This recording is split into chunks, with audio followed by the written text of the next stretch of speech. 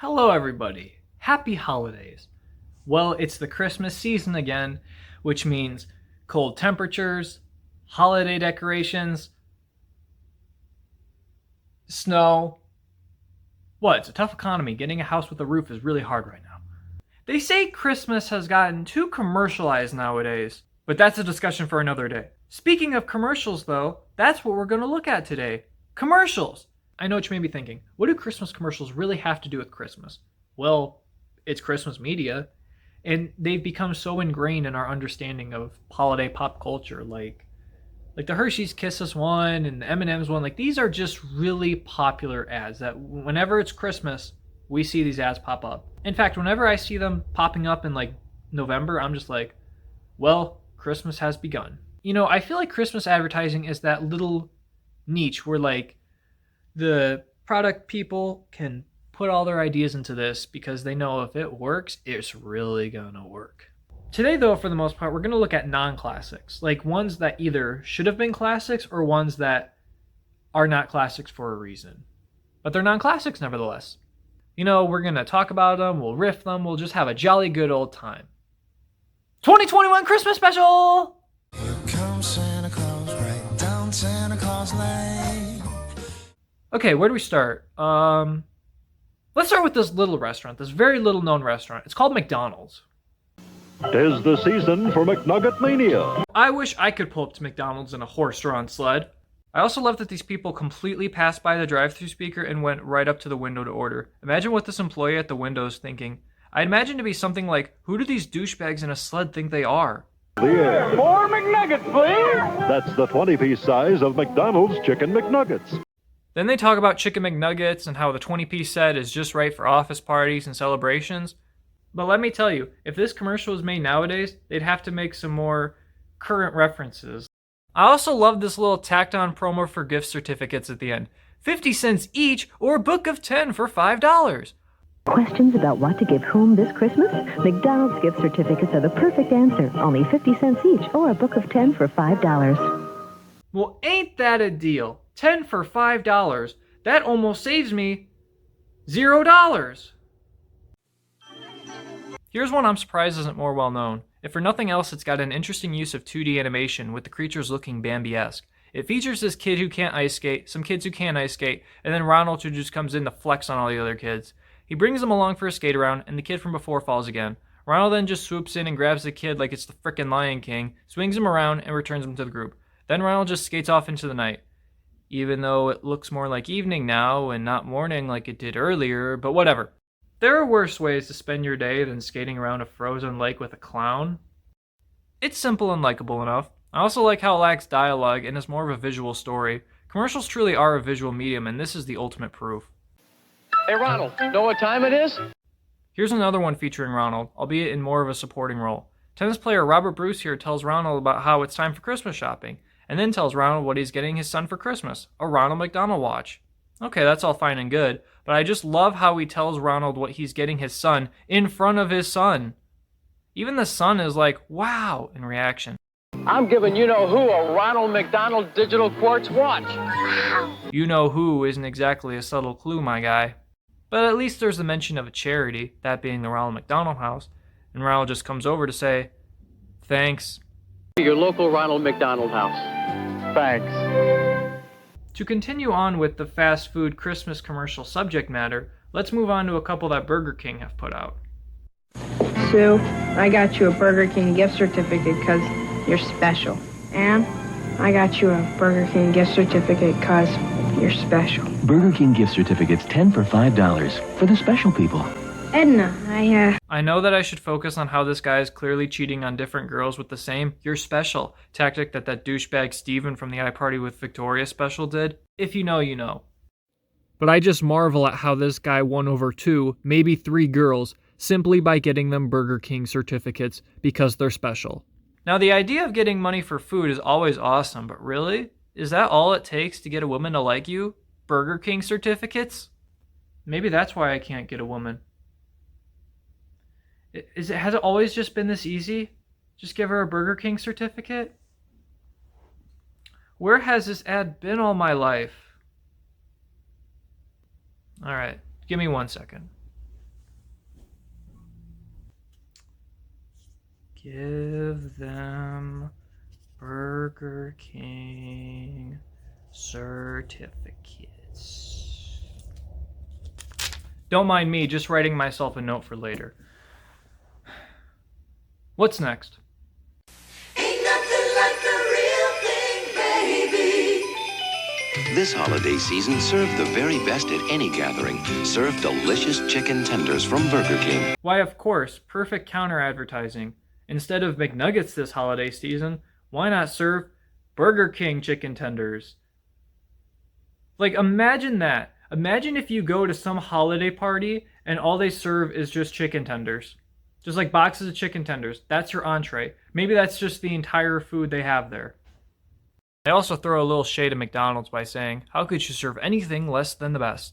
But really, what kind of party are you serving where it's nothing but chicken tenders from McDonald's or Burger King? So pick up chicken tenders from Burger King. This holiday, how could you serve anything less than the best? Like, you're gonna cater out from fast food during the holidays? Who does that? Also, look how much this kid is enjoying those damn tenders. And where did Santa come from? But this isn't the only time that corporation rivalry has thrived during the holiday season. It's happened in fast food, but it's also happened with soda. Come on, Sparky. I really like the colors in this one, and I like the simple, nostalgic idea of a child simply building a snowman. You still look sad. The only one with the unexpected twist of Lyman. Was that a fart? Okay, it was a sip. Unexpected smile. Honestly though, the first time I heard that, I thought it was a fart. I still kind of think it is a fart. Heck, that would be a great plot twist. What if the whole plot twist was that he didn't even drink the Sprite at all? He just had to rip one really bad. Maybe I'm just immature. I also love how the snowman is just completely willing to blow his cover because of Sprite. I'm gonna blow my cover. This kid's gonna go home, tell his mom that he saw a living, breathing snowman. She's gonna think he's crazy. But to hell with it. Sprite's just too good. Or maybe he just never had Sprite before. It's possible maybe he never had Sprite. But he just learned about this new independent study that came out. You know, the one referenced in this next commercial? Tommy, guess what? What? He was here. He knows. Come on, come on.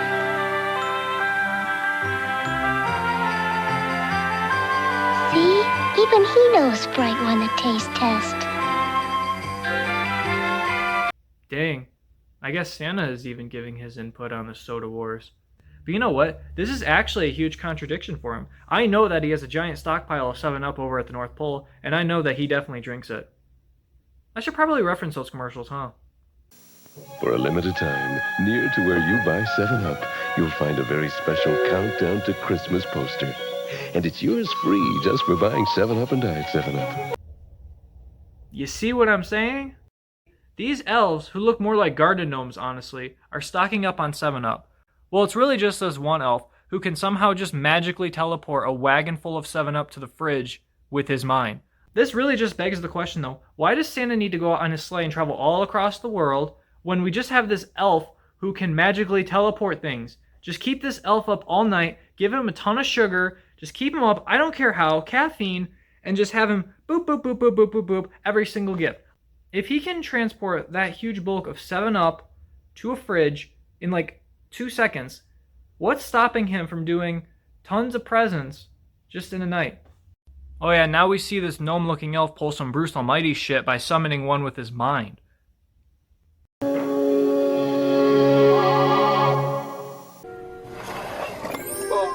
Does this elf have the Force? That would be a plot twist too.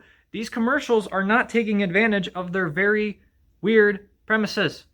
Imagine if we just had Christmas commercials where elves had the Force, snowmen were alive. Like, dude, these are some sequel commercials I want to see. This is what I'm talking about. At the 23-second mark, we see Santa sip a 7-Up himself. He has it in his hands. Right. 7-Up. People, which is it? We need to find out. Santa, you seem like you're flip-flopping here. Which is it? Are you a 7-Upper or are you a Spriter? While we're still on the topic of sodas, why don't we move to Coca-Cola, who has apparently mastered the craft of Christmas commercials? Now this ad is probably more recognizable than the others, as it deserves to be. A great atmosphere, a great color palette. It's just a really good commercial all around. I just like how the arrival of this Coca-Cola truck immediately implies the arrival of holiday cheer to these mountain town residents. I like how this is just like a huge community event. It's like, shit, hun, it's the Coca-Cola truck! Oh my god, get the kids, get the coat, we gotta go! Though honestly, if a Coca-Cola truck came to my town and did that, I would totally be excited and run outside like a little kid too.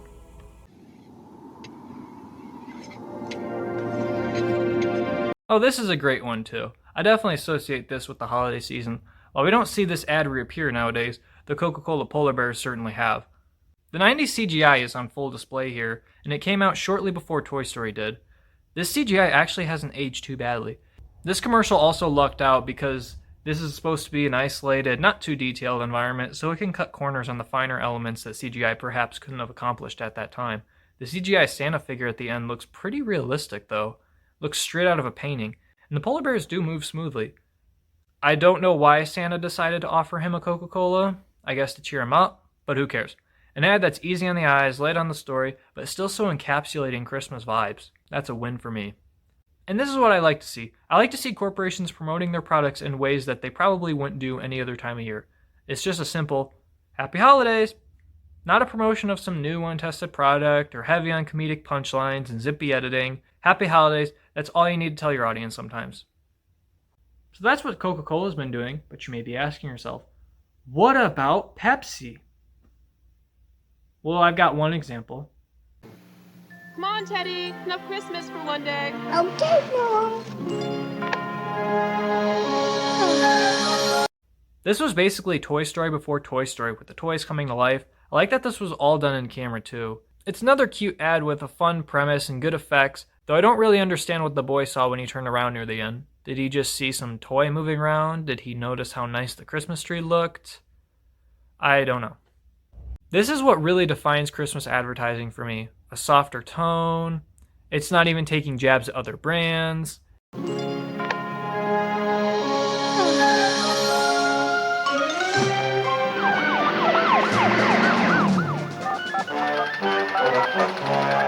I can talk.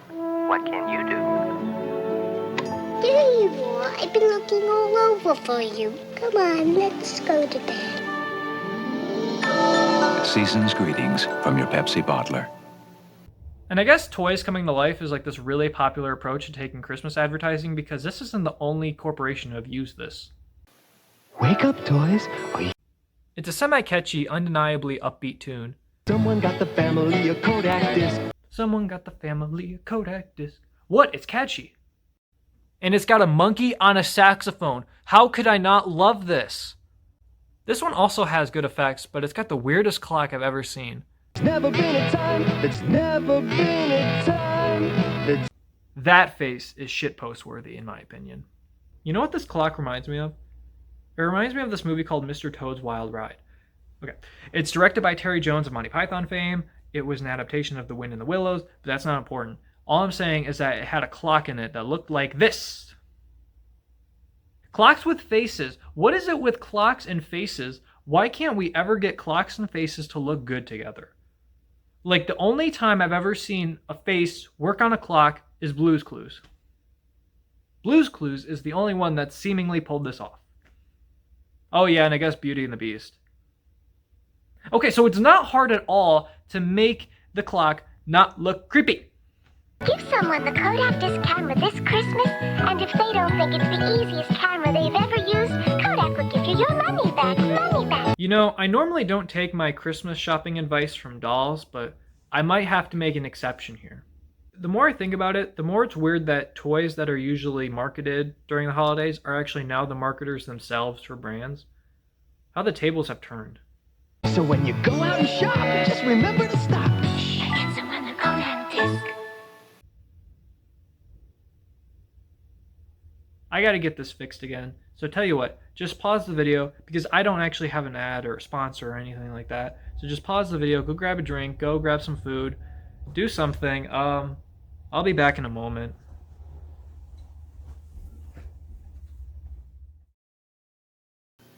We'll be right back with more of my cool Christmas special. Okay, that should fix the problem. A roof over your head is hella expensive nowadays. Huh. Guess it's just the world I live in. Anyways, let's go back to commercials that don't remind me how I have a low-wage job and work inconvenient hours of the day.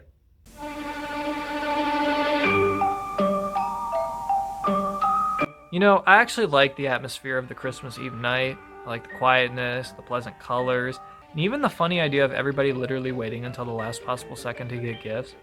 But you know what rubs me the wrong way? The message at the end of the commercial. If only everyone didn't wait until the last minute to shop. Fortunately, Walgreens is always nearby with everything you need. I don't know why. Maybe it's just me, but I don't like the whole message of the commercial. I don't know. I feel like it's just kind of odd because Walgreens is basically saying, hey, if you shop last minute, you're a dick. However, you're not as dickish as you may think you are because our Walgreens stores are open on Christmas Eve and Christmas Day, and they have to be run by somebody. So it's like, we like helping you, and you're helping us by giving us stuff to do, so it's a win-win. Like, no, Walgreens, it's not a win-win. Like, way to stick up for your employees. Mr. Narrator, that is why people think they can wait until the last minute to shop. You answered the problem to your own frustrations and spun it into a positive somehow. I think I worded that right. Oh, and I bet that 9 a.m. to 6 p.m. shift will definitely help those employees spend a great amount of time with their family. Those early morning hours and those late night hours. That's all they need, right? They don't need that middle chunk of the day. But seriously, this is a PSA. Do not wait until the last minute to shop. Retail workers already have it so hard. Don't add more hard things to them. That's PSA. Stylistically, I like the commercial, but message-wise, it could have been communicated better, or perhaps not at all. Mr. Scrooge just loves a bargain, like this holiday meal deal from Kentucky Fried Chicken for just $10.99. What a deal. 10 pieces of finger-licking good chicken. What a deal. For a limited time only. I knew there had to be a catch. What a lame Scrooge commercial. Like, that's just a poor imitation. It's a needless imitation. Why is Scrooge in this ad? Like, when I think of Scrooge being in a Christmas commercial, I think of the Honey Nut Cheerios ad. I don't think of frickin' KFC. What a deal! What a deal! Oh, I knew there had to be a catch. Like, this could have been any crotchety old man. This didn't even have to be Scrooge. If Scrooge was not in this ad, this wouldn't even be a Christmas ad at all. This would just be any other ad that you could air any time of the year. Arguably, outside of the attire, nothing resembles Scrooge, and the guy playing him doesn't even look like he knows where he frickin' is. Mr. Scrooge just loves. Like, this is just pretty lazy. Come on. How about we focus on a good one now? I feel like I wanna be feeling. Look at. I honestly love this one.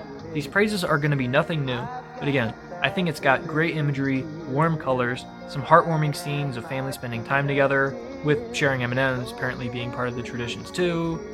And plus, it's got a soothing, easy listening song to accompany it. And you wanna grab on to that M&M stealing. Are you a fan of bad transitions? Me too. Anyways, have you ever wanted to see an annoying puppet version of Santa? Well, here you go. So I took this Santa gig and I got trouble. Yeah? See, kids want it all. I can't be running all over town looking for a portable here, Jim. It's supposed to be about this Santa puppet trying to understand technology and what kids want, and him finding out the prices have been lowered on everything at this one store, because apparently his elves don't make shit. Apparently he just buys stuff from around the town. This one town specifically. Okay, so you know how in shows where, like, characters will have a puppet as, like, a joke? It means, like, the reality they know is something they're losing a grip on, or maybe they're just insecure. Like, this commercial needs a backstory. Why did this guy think a Santa puppet would be the best way to convey this message of lowered prices at his store? What was the deciding factor that said, yes, I'm going to get a puppet in this ad that sounds like Dr. Teeth from the Muppets? What led to that decision? Also, why does Santa's supposedly hearty laugh at the end sound more like he's crying? And it seems to me like he's crying even more because the guy puppeteering him looks like he's about on the verge of weeping himself. Oh, Merry Christmas! We love you! Okay, these next three fall into a category that can only be described as luring children with the promise of hearing Santa's voice. Oh, this is Santa Claus.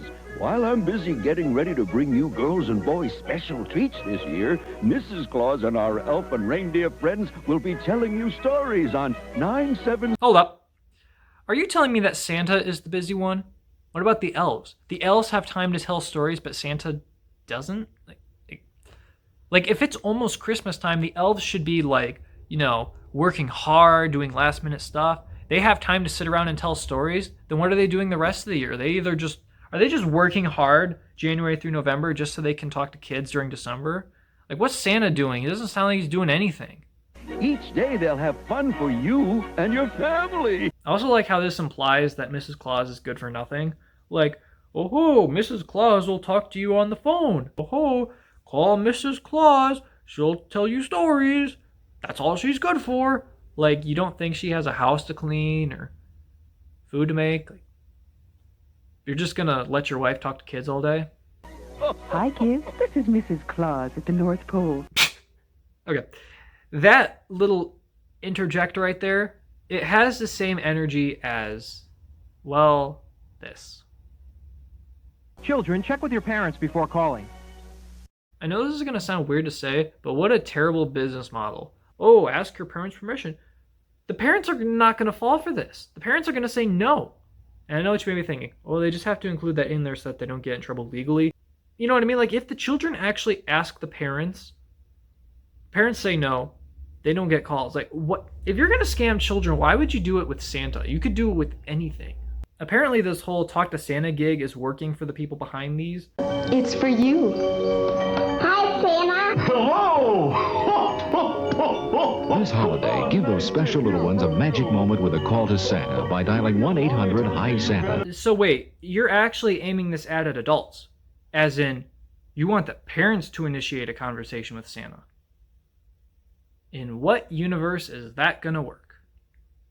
You've just completely bypassed the whole get your parents' permission and been like, hey parents, give your children permission to talk to Santa. Like, what parent is honestly gonna do that? Huh?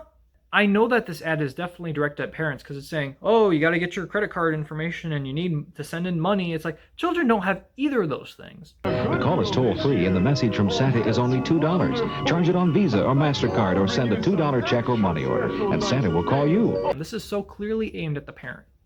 Did anyone actually do this? You know what I'm more curious about, though? If anyone ever called this next line.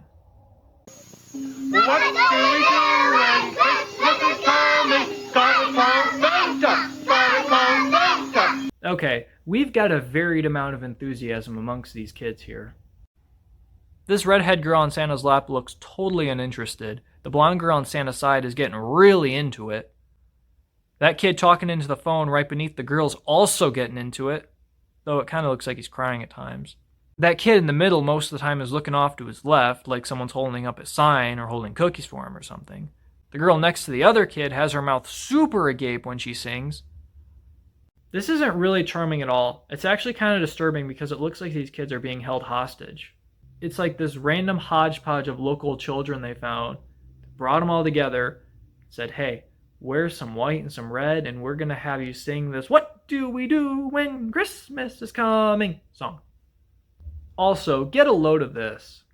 Sing along with Santa and find out how you can get a present from Santa Claus. What the hell do I got to do? Take a test? Since when is calling this Christmas phone the thing that determines whether I get a present or not? I thought I could just be a good boy all year round and get a present, but apparently I got to call this stupid-ass sketchy Christmas phone? That's some bullshit. Gotta call Santa's Christmas phone! What do we do when Christmas is coming? Also, I'm going to be honest, I feel a little uncomfortable that this ad is a minute long. Like, it could have been 15 or 30 seconds, but they really push this on. They really just re-chant the same song over and over with the narrator interrupting a little bit to talk about the Christmas phone and whatnot. But, like, I don't like it being on loop. I don't like this song being on loop. I don't like seeing these kids on loop singing this song. Ugh, let's just move on. I'm really glad those types of ads have died in the 80s.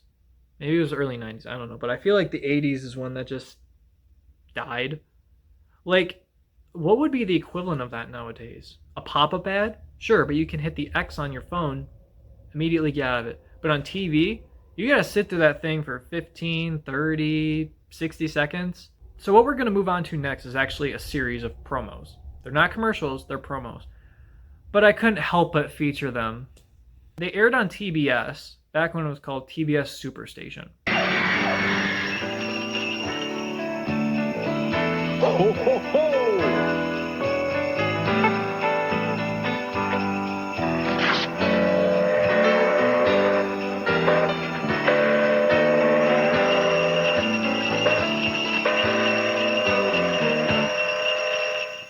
I know this was in 1990, so I don't want to be too harsh on the animation, but like the train wheels don't move, and it's got this really weird artificial graphic-y way of moving where it's like just pictures moving across the screen like it's a PowerPoint presentation.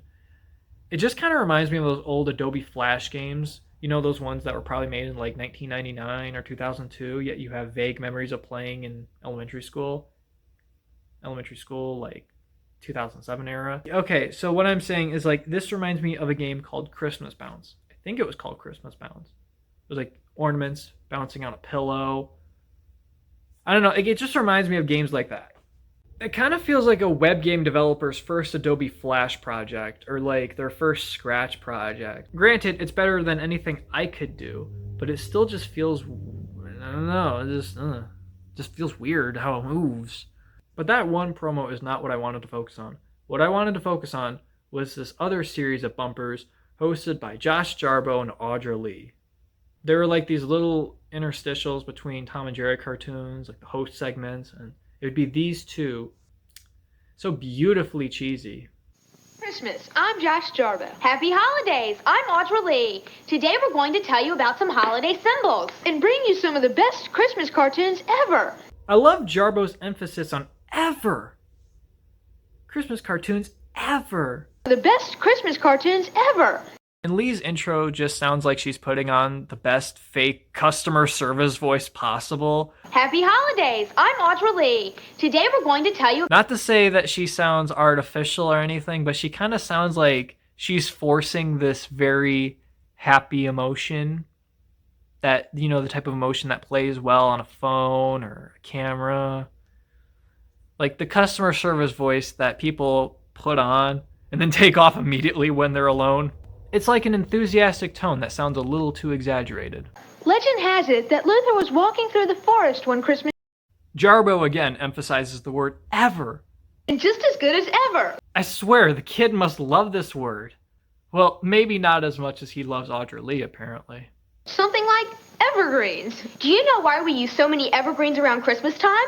Doesn't it have something to do with the ancient Druids? Yeah, to the Druids, evergreens were sacred, a symbol of life in the wintertime. And of course you know about mistletoe.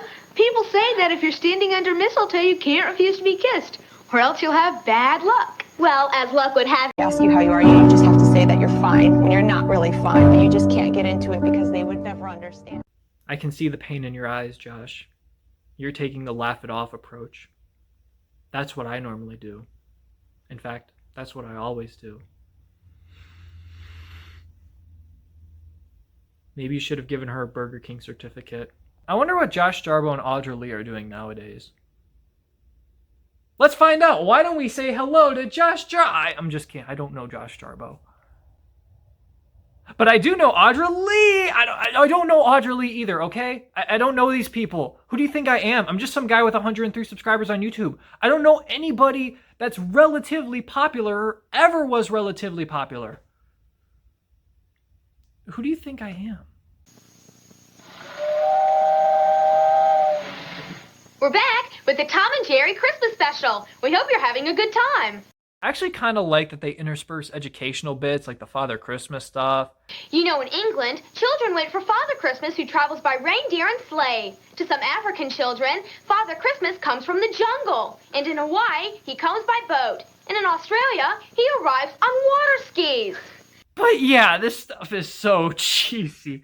It's so corny. It's It's so corny, in fact, that you know what it reminds me of? It reminds me of those little intros that Trey Parker and Matt Stone, the creators of South Park, it reminds me of these intros that they used to do for their old South Park home media releases. Like back when their season 1 episodes were being released on VHS, they do these exclusive little intros at the start of each episode, and they directly parody the kinds of tropes that these host segments always had, like with the recycled lines and the over-exaggerated expressions. Like here, take a look. I know a certain kitty who's sleeping with mommy tonight. That is a hoot and a holler. This next episode is by far our favorite. It's called Volcano.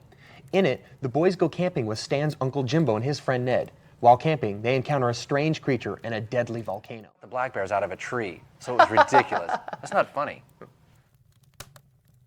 Despite my riffing and the obvious low-budget nature of these TBS bumpers, they at least had their heart in the right place, you know? They got the Christmas spirit better than any of those Santa phone ads did, and they definitely also got it better than that KFC Scrooge ad.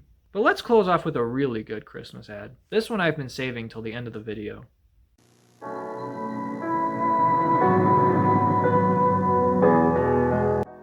This one I think is so simple, so innocent, and evokes such a warm holiday feeling and sense of humanity. It's not overly sophisticated, it's straightforward, but it's still heartwarming. Heartwarming, that's the word. I don't have anything to riff. It's just so harmless, so endearing, so wonderful. It appeals to the good nature of people while also digging into the spirit of this season. So thanks, NutraSweet. Excuse me. Oh, sorry, I didn't hear you come in. What can I get you? Oh, some hot cocoa. All by yourself tonight, huh? Yeah. Well, I let everyone go home early, being Christmas Eve and all. That was nice of you. So, how much do I owe you? Tonight, it's on the house.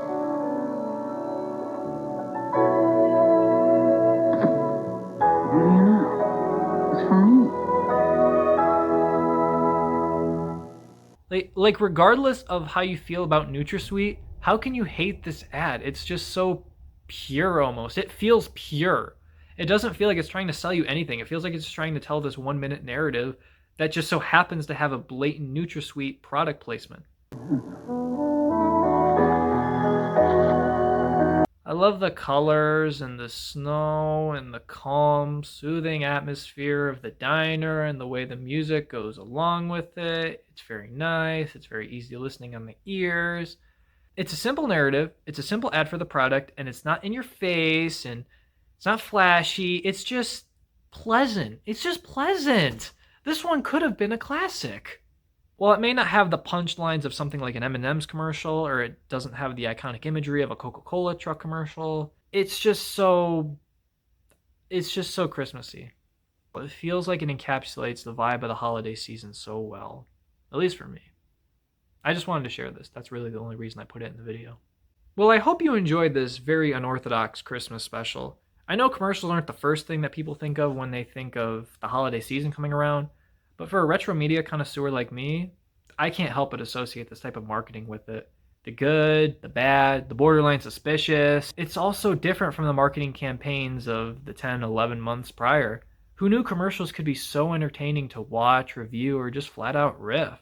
I certainly didn't when I was a kid, but I've come to appreciate them more. Commercials are inconvenient when you're trying to watch a show. Yeah, of course they are. But they're still media, and media can always offer something. So I guess you can take that with you. Happy holidays, everyone. I'll see you next year. Well, if you're watching this in December 2021, then I'll see you next year. If you're watching this any other time afterwards, this isn't really going to make sense.